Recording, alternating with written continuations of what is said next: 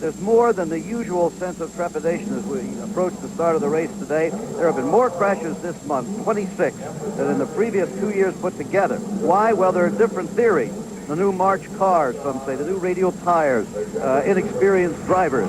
And yet this frightening moment on Carburation Day last Thursday happened to the most experienced man on the premises, the only four-time winner of this race, A.J. Foyt. A.J. crashing in turn one, he could hardly believe it himself. He said, I cautioned my rookies to be careful, and then I went out and did it myself. But A.J., as he has had before, has put this car back together again. I'm sure he participated in that himself. The car is ready to go, sitting on the inside of row one.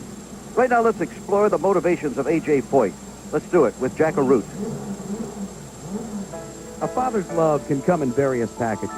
If your name is AJ, it's a mini racer to run around your house. But love also includes lessons about life. I got away with a lot of stuff, but when I stepped out of line, it wasn't, now son, you go to your room, you be good.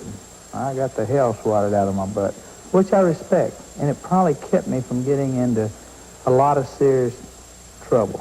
The Foyt family philosophy of do it better than the next guy formed a tight bond between father and son, a bond that transcended public scrutiny. A.J. always in the spotlight and his father Tony in the wings, but never in the shadows. Regardless of the successes, Tony was there to remind his son of life's reality. My father never told me I ever drove a good race, never. But I guess with everybody else, he would die if somebody said something about me. At Indianapolis, I guess 1977, I mean, he was happy. Finally, we were the first time that anybody's ever won the Indianapolis 4 times. And we was over at the suite, I'll never forget it. I says, well, Dad, I said, what do you think? Did I do a pretty good job today? You know, just cutting up. He looked at me, and everybody broke up at him. He said, I don't know about good. He said, you did fair. Through all the triumphs, Tony stood next to his son. But when Tony died in 1983, A.J. Foyt was lost for the first time in his life. It's bugged the hell out of me, I'll be honest with you. Because he's my right arm.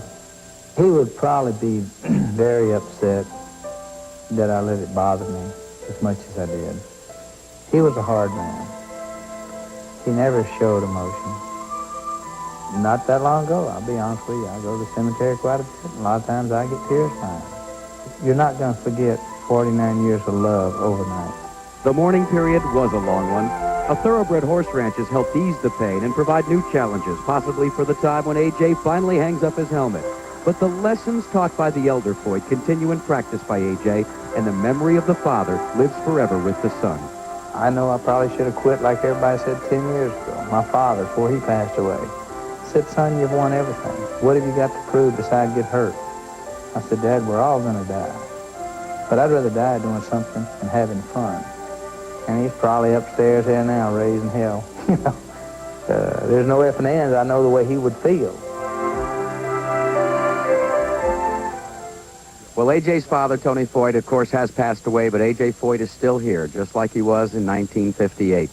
And A.J., starting on the inside of the second row, your thoughts as you prepare to finish your third decade at the Indianapolis Motor Speedway?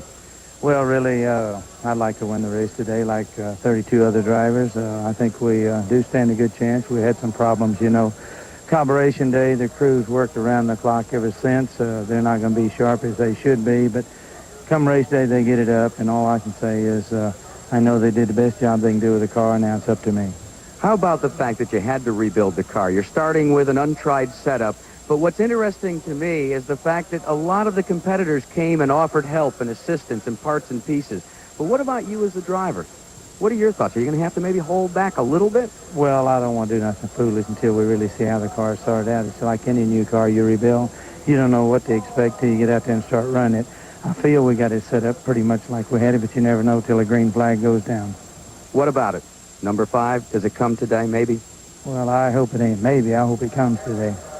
A.J. Foyt, part and parcel of the Indianapolis Motor Speedway. And, Jim, I think everybody hopes that he makes it number 5 today. Jim?